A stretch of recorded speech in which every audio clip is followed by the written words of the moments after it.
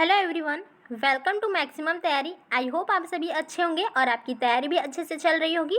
तो हम लोग यूपी टेट सीडीपी के लिए प्रैक्टिस सेट लगा रहे हैं। तो यदि आप चैनल पर नए हैं तो प्लीज़ चैनल को सब्सक्राइब कर लें, और यदि आपने पिछले वीडियोज़ नहीं देखे तो यूपी टेट की प्लेलिस्ट बनी हुई है, आप वहाँ से देख सकते हैं। तो चलिए शुरू करते हैं। तो आज मैंने काफ़ी अच्छे क्वेश्चन लेकर आए हैं, तो आप लोग वीडियो को पूरा देखिएगा। तो देखते हैं, क्वेश्चन नंबर फर्स्ट है,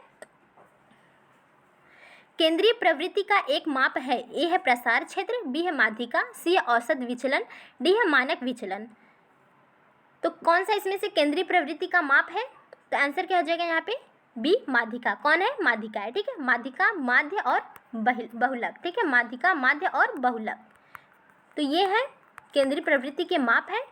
तो आप लोग तीनों का नाम याद रखिएगा, क्योंकि तीनों का नाम भी दे सकता है और उसमें से कह देगा कौन सा इसमें से केंद्रीय प्रवृत्ति का माप नहीं है। ठीक है, तो इसलिए आप लोग तीनों नाम याद रखिएगा। ठीक है, आगे चलते हैं। क्वेश्चन नंबर सेकंड है, निम्न में कौन शेष से भिन्न है? ए है टीएटी, बी है 16 पीएफ, सी है क्लाउड पिक्चर टेस्ट, डी है ड्रॉ ए मैन परीक्षण। तो कौन सा इसमें से भिन्न है? तो कौन सा हो जाएगा? इसके बारे में मैंने आपको कई बार बता दिया है पिछले वीडियोज़ में, और यदि आपने नहीं देखे तो उनको देख लीजिएगा, उसमें काफ़ी अच्छे से मैंने एक्सप्लेन किया है। तो यदि आपने पिछले वीडियोज़ देखे होंगे तो आपके यहाँ पे सारी क्वेश्चंस आएंगे। ठीक है, तो कौन सा हो जाएगा यहाँ पे? कौन सा भिन्न है? B 16 PF. इसमें 16 पीएफ जो है भिन्न है। क्यों भिन्न है देखते हैं। टीएटी क्या है? तो ये व्यक्तित्व मापन की, टीएटी, क्लाउड पिक्चर टेस्ट और ड्रॉ ए मैन परीक्षण, ये तीनों ही क्या है? व्यक्तित्व मापन की प्रक्षेपी विधियाँ। कैसी हैं?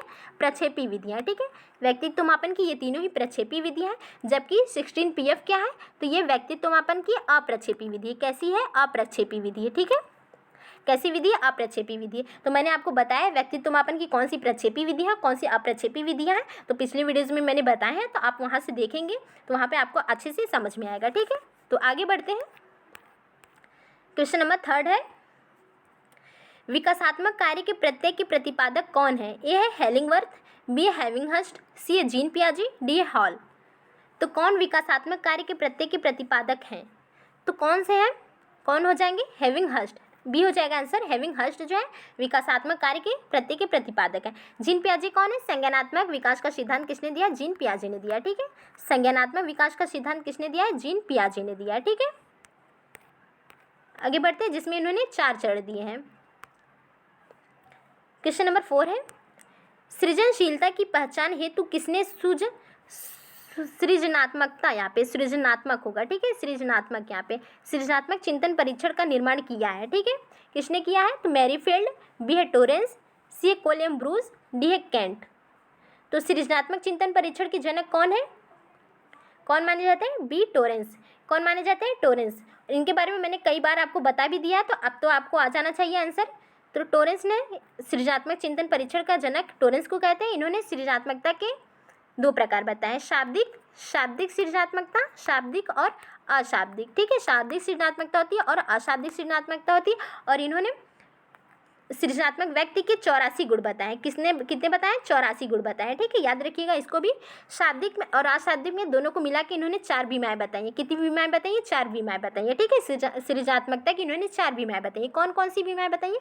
तो एक फ्लुएंसी, फ्लेक्सिबिलिटी, ओरिजिनलिटी और इलेबोरेशन। ठीक है, धारा प्रवाह, लचीलापन या नमनशीलता, लचीलापन या नमनशीलता, और एक है मौलिकता, ओरिजिनलिटी इसको कहते हैं, मौलिकता, और एक है विस्तारण, इलेबोरेशन, विस्तारण। ठीक है, तो ये 4 बीमाएँ दी हैं इन्होंने। इनको याद रखिएगा, एग्जाम में बहुत बार आप पूछा गया है। ठीक है, तो इनको याद रखिएगा आप लोग। तो आंसर यहाँ पे बी टोरेंस है। ठीक है, आगे बढ़ते हैं। क्वेश्चन नंबर 5 है, शिक्षक द्वारा कक्षा में डांट पड़ने पर छात्र यदि घर आकर अपनी छोटी बहन पर गुस्सा इजहार करता है तो यह किसका उदाहरण बनता है? ए है उदात्तीकरण का, बी है युक्तिकरण का, सी है विस्थापन, डी है प्रक्षेपण। तो कक्षा में, स्कूल में जो है बच्चे को डांट पड़ती है तो वो अपना गुस्सा अपनी छोटी बहन पर या किसी अन्य फैमिली पर जो है उतारता है, फैमिली मेम्बर पर। तो कौन सा हो जाएगा इसमें? किसका उदाहरण होगा ये? तो आंसर का हो जाएगा सी, विस्थापन का। किसका हो जाएगा? विस्थापन का उदाहरण होगा। ठीक है, युक्तिकरण क्या है? तो किसी भी मतलब कोई भी प्रयास किसी भी चीज़ को पाने के लिए आप बहुत सारे प्रयास कर रहे हैं लेकिन फिर भी वो वस्तु नहीं मिलती तो अंत में आप उसे उसकी निंदा करके छोड़ देते हैं, ठीक है, कुछ ना कुछ कह के उसको छोड़ देते हैं कि तो फॉर एग्जांपल देखते हैं क्या हो जाएगा। जैसे जो है लोमड़ी जो है अंगूर को पाने के लिए बहुत सारे प्रयास करती है लेकिन कई सारे प्रयास के बाद भी वो अंगूर नहीं पाती है, तो लास्ट में कहती है कि अंगूर खट्टे होंगे और इतना कह के वो वहाँ से चली जाती है। तो यहाँ पे युक्तिकरण होगा, क्या हो जाएगा, युक्तिकरण, ठीक है। अंगूर खट्टे हैं, अंगूर खट्टे कह के वो लोमड़ी उसे छोड़ के चली जाती है, तो ये क्या होंगे, युक्तिकरण का होगा। कैसा उदाहरण होगा, युक्तिकरण का, ठीक है। प्रक्षेपण क्या होता है, अपनी गलती दूसरे पर टालना क्या होता है, प्रक्षेपण होता है। अपनी गलती दूसरे पर डालना, दूसरे पर डालना कैसा हो जाएगा, प्रक्षेपीकरण होता है, प्रक्षेपण होता है, सॉरी प्रक्षेपण होता है, ठीक है, या प्रक्षेपीकरण भी कहते हैं। 6 है, क्वेश्चन नंबर 6 है, प्रत्यागमन का सिद्धांत किसने दिया है। ए है लैमार्क ने, बी है मेंडल, सी है डार्विन, डी है गाल्टन। प्रत्यागमन का सिद्धांत किसने दिया है, किसने दिया है, लैमार्क ने क्या दिया है, तो अर्जित गुणों के हस्तांतरण का सिद्धांत दिया है, अर्जित गुणों के हस्तांतरण का सिद्धांत दिया है, किसने दिया, लैमार्क ने दिया है। एग्जाम्पल में किसको लिया था, जिराफ को लिया था इन्होंने, ठीक है। मेंडल, ये प्रत्यागमन का सिद्धांत मेंडल ने दिया है। डार्विन ने क्या दिया है, उपयुक्त उत्तरजीविता का सिद्धांत दिया है, उपयुक्त उत्तरजीविता का सिद्धांत दिया, किसने दिया है, तो डार्विन ने दिया है, ठीक है। सर्वाइवल ऑफ द फिटेस्ट कहते हैं, सर्वाइवल ऑफ द फिटेस्ट, ठीक है, डार्विन ने दिया है। इनकी पुस्तक है the origin of species, the origin, Darwin की पुस्तक का नाम the origin of species, species पुस्तक है, ये काफ़ी पूछा जाता है, याद रखिएगा इनको। गाल्टन सुजनन शास्त्र के जनक माने जाते हैं, सुजनन शास्त्र के जनक कौन माने जाते हैं, गाल्टन को माना जाता है, ठीक है। इनकी एक पुस्तक है, इनको भी याद रखिएगा, हेरिडिटी जीनियस, हेरिडिटरी जीनियस, इनकी पुस्तक का नाम क्या है, हेरिडिटरी जीनियस, ठीक है। सुजनन शास्त्र के पिता हेरिडिटरी जीनियस जो है गाल्टन है, ठीक है, गाल्टन को माना जाता है। मेंडल क्या है, आनुवंशिकता के जनक कौन है, मेंडल है, ठीक है। आंसर यहाँ पे बी है, प्रत्यागमन का सिद्धांत किसने दिया, मेंडल ने दिया है। तो याद रखिएगा ये सभी जितना भी बताया मैंने, सभी जो है इंपॉर्टेंट है। क्वेश्चन नंबर 7 है, निम्नलिखित में से कौन मानव विकास के आयाम के अंतर्गत नहीं आता है। ए है सामाजिक विकास, बी है नैतिक विकास, सी है संवेगात्मक विकास, डी है प्रौद्योगिक विकास। तो कौन सा इसमें मानव विकास के आयाम के अंतर्गत नहीं आता है, तो कौन सा नहीं आता है इसमें, कौन कौन सा आता है, एक आता है PCSE, ठीक है, ये आता है PCSE। पी से क्या है, फिजिकल डेवलपमेंट आएगा, फिजिकल डेवलपमेंट आएगा, शारीरिक विकास। सी से कॉग्निटिव डेवलपमेंट आएगा यानी कि संज्ञानात्मक विकास, ठीक है, कॉग्निटिव डेवलपमेंट। एस से सोशल डेवलपमेंट यानी कि सामाजिक विकास, ठीक है, सामाजिक। ई से इमोशनल डेवलपमेंट यानी कि संवेगात्मक विकास, ठीक है, ई से इमोशनल डेवलपमेंट यानी कि संवेगात्मक विकास, ठीक है। तो ये आते हैं, एक नैतिक विकास भी आता है, नैतिक विकास, नैतिक वैसे तो 4 भागों में ही डिवाइड किया गया है, 4 भागी ये चारों जो है माने जाते हैं। नैतिक विकास भी आता है और क्या आता है, भाषा विकास भी, मानव विकास के अंतर्गत भाषा विकास भी आता है, ठीक है, भाषा विकास भी आता है। तो कौन सा इसमें से नहीं आता, तो डी प्रौद्योगिकी विकास नहीं आता। आंसर क्या हो जाएगा, डी प्रौद्योगिकी विकास नहीं आता इसमें। मानव विकास के आयाम में कौन सा नहीं आएगा, प्रौद्योगिकी विकास, ठीक है। आगे बढ़ते हैं, क्वेश्चन नंबर नेक्स्ट है, क्वेश्चन नंबर ये देखते हैं। नवजात शिशु एक मस्तिष्क कोरे कागज के समान होता है, नवजात शिशु का मस्तिष्क कोरे कागज के समान होता है। ए है गुड ने कहा है, बी है हॉरलॉक ने कहा है, सी है प्लेटो ने, डी है जॉन लॉक ने कहा है। तो नवजात शिशु का मस्तिष्क कोरे कागज के समान होता है, ये किसने कहा है, आंसर क्या हो जाएगा, जॉन लॉक ने कहा है। किसने कहा है, डी हो जाएगा, जॉन लॉक ने कहा है, किसने, जॉन लॉक ने कहा है, ठीक है। गुड ने क्या कहा है, तो गुड ने कहा है कि व्यक्ति का मस्तिष्क अपने पूरे जीवन में जितना विकास करता है उसका 3 वर्ष आधा जो है 3 वर्ष में ही विकसित हो जाता है। मस्तिष्क जो है पूरे जीवन में, मस्तिष्क पूरे जीवन में, व्यक्ति का मस्तिष्क पूरे जीवन में जितना विकसित होता है उसका आधा जो है, आधा 3 वर्ष में ही विकसित हो जाता है, आधा 3 वर्ष में ही विकसित हो जाता है। किसने कहा है, गुड एनफ ने कहा है, किसने कहा है, गुड एनफ ने कहा है, ठीक है। आगे बढ़ते हैं, क्वेश्चन नंबर नेक्स्ट है।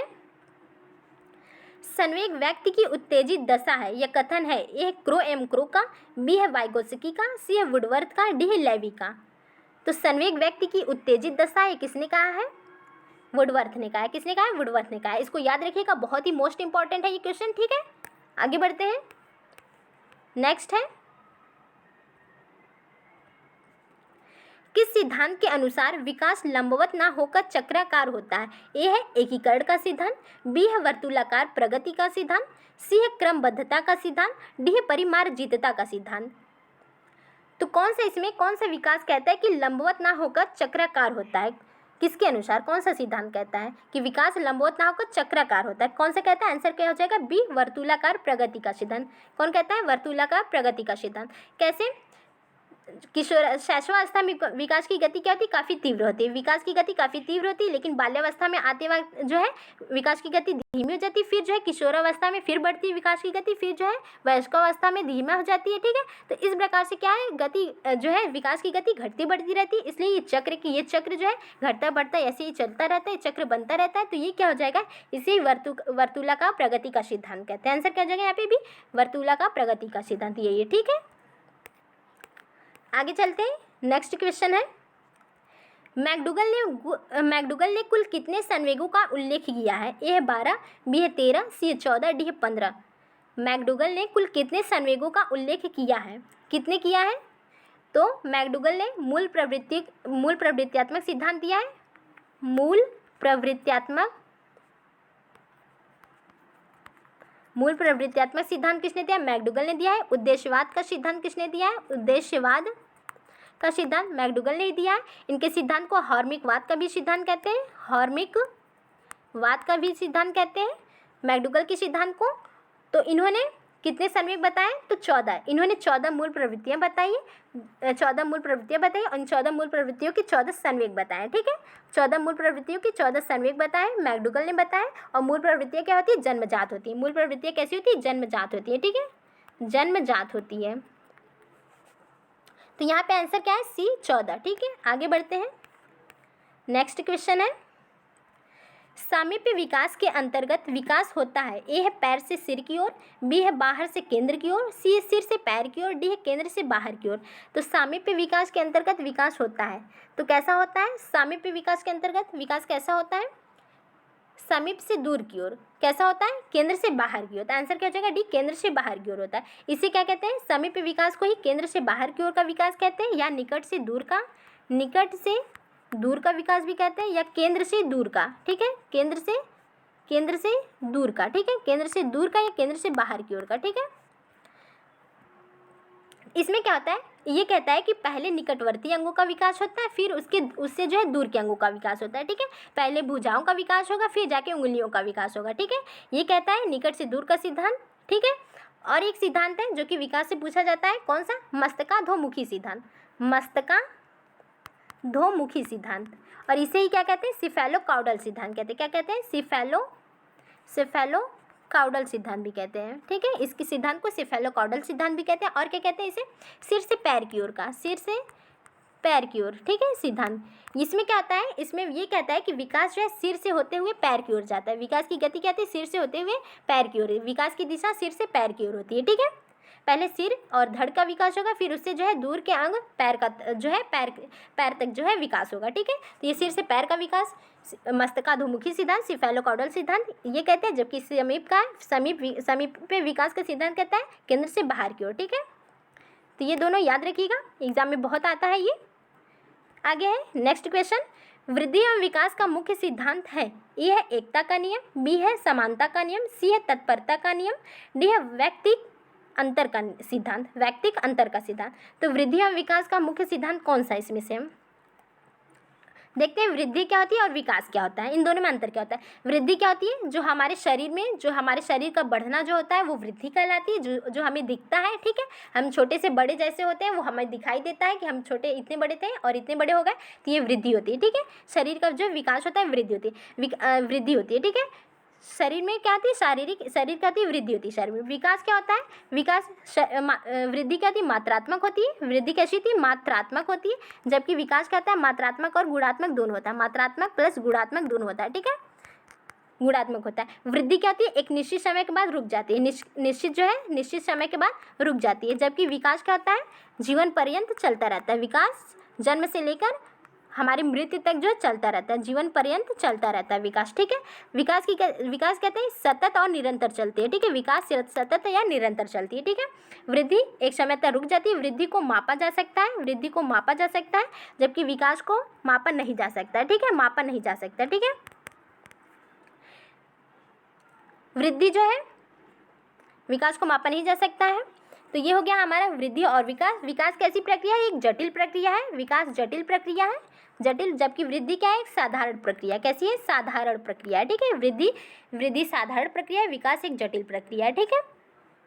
तो ये होता है हमारा वृद्धि और विकास होता है, ठीक है। ये अंतर है वृद्धि और विकास में। तो आंसर यहाँ पे डी हो जाएगा। वृद्धि या विकास का मुख्य सिद्धांत कौन सा हो जाएगा, व्यक्तिक अंतर का सिद्धांत। व्यक्तिक अंतर का सिद्धांत में क्या कहता है कि वृद्धि और विकास जो सभी लोगों में क्या है, एक समान नहीं होता है, ठीक है। वृद्धि और विकास की गति या दर जो होती है वो एक समान नहीं होती है, ठीक है। ये व्यक्तिक अंतर का सिद्धांत है। आगे है नेक्स्ट क्वेश्चन।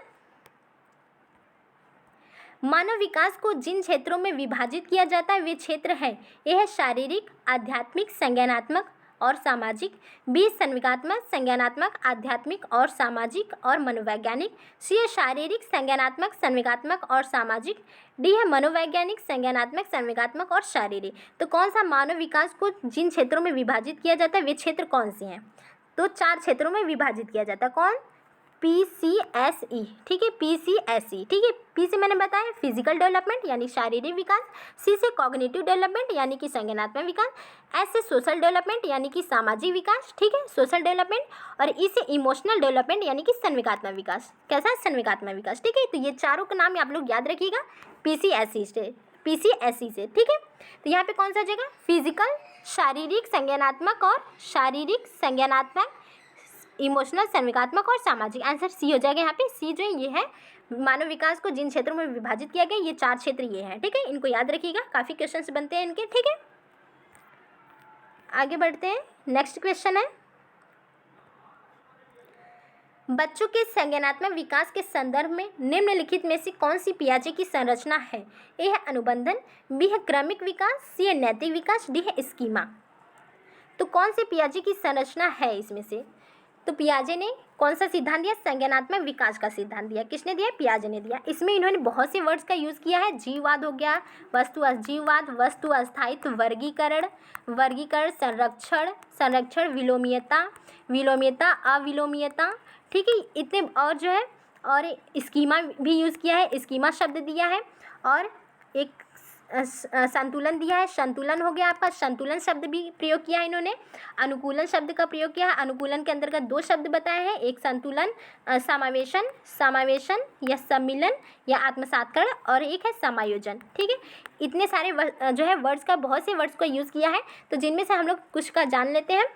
तो स्कीमा क्या है, पहले स्कीमा जान लेते हैं। इन्होंने किसका जो है संरचना है, कौन सी, डी हो जाएगा। आंसर यहाँ पे डी होगा, आपका क्या हो जाएगा, डी, ठीक है। स्कीमा क्या है, स्कीमा में इन्होंने क्या कहा है कि बच्चा जो है अपनी सभी जानकारियों को एक छोटे छोटे पैकेट में डिवाइड किया रहता है।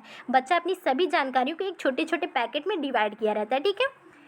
जैसे पशु का जो है, ये इसमें जो है पशु का है, पशु के बारे में, ये पशु का पैकेट है, पशु के बारे में जितनी जानकारी रखता है उसको जानता है, ठीक है, उसको रखता है। इसमें जो है आपका पौधे के बारे में जानकारी को रखता है, पौधों से संबंधित जानकारी को रखता है। इस पैकेट में आपका कपड़े से संबंधित जानकारी को रख लिया मान लीजिए, ठीक है। इसमें आपका भोजन से संबंधित जानकारी को रख लिया, ठीक है। तो ये है इसमें जो है, फिर एक जैसे जैसे पहले तो ये हो गया जो छोटे छोटे पैकेट में जिसमें डिवाइड किया रहता है, उसी पियाजे ने कहा है स्कीमा, उसी क्या कहा है, स्कीमा का है, ठीक है।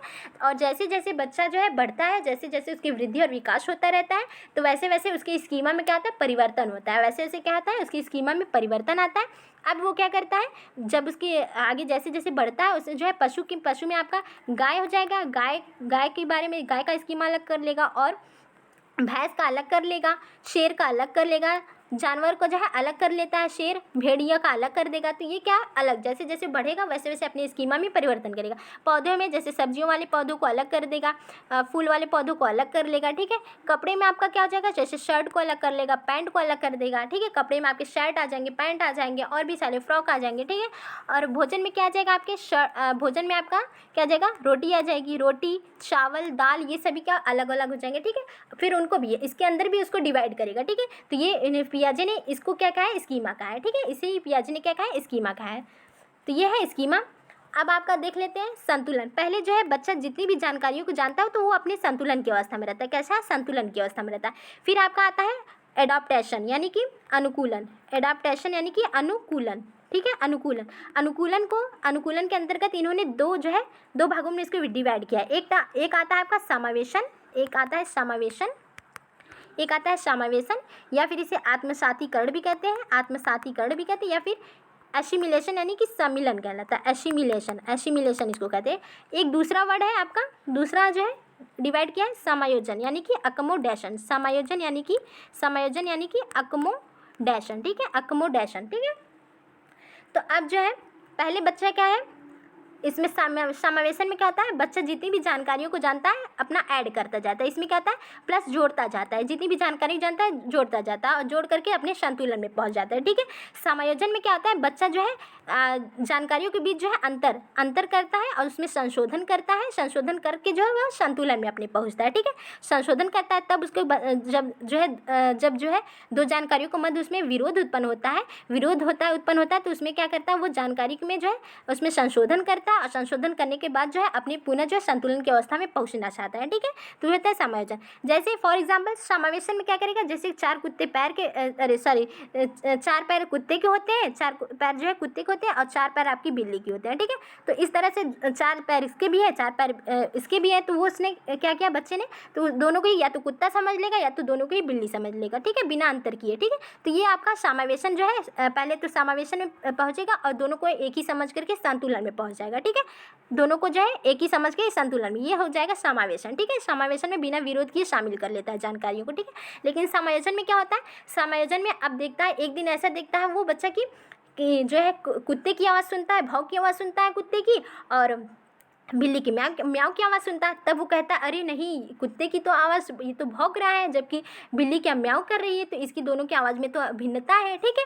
तो अब क्या करेगा बच्चा जो है, अब उसकी जानकारी में क्या उसका संतुलन संतुलन बिगड़ता है उसका। अब वो करेगा संशोधन, उसमें संशोधन अंतर देखा कि नहीं ये बिल्ली म्याऊ कर रही है, ये बिल्ली है, और ये कुत्ता भौंक रहा है, ये कुत्ता है। अब उसने अपनी जानकारी में संशोधन किया और संशोधन करके संतुलन में पहुँच गया, ठीक है। संशोधन किया और संतुलन में पहुँच गया। तो ये संशोधन करेगा समायोजन में और सभी जानकारी को बिना अंतर किए समावेशन में शामिल कर लेता है। तो ये हो गया आपके पियाजे के वर्ड्स जो कि बहुत ही इंपॉर्टेंट थे, मैंने बताया। तो आंसर यहाँ पे डी हो जाएगा, स्कीमा, ठीक है। तो आज के लिए इतना ही। वीडियो पसंद है तो प्लीज़ लाइक करिएगा आप लोग, और यदि आप चैनल पर नए हैं तो प्लीज़ चैनल को सब्सक्राइब कर लीजिएगा और फीडबैक आप लोग ज़रूर बताइएगा, ठीक है। फीडबैक दीजिएगा, कमेंट सेक्शन में आंसर करिएगा आप लोग, ठीक है। और कोई भी किसी भी प्रकार की क्वेरी हो तो आप लोग पूछिएगा उसमें। तो आज के लिए इतना ही, धन्यवाद।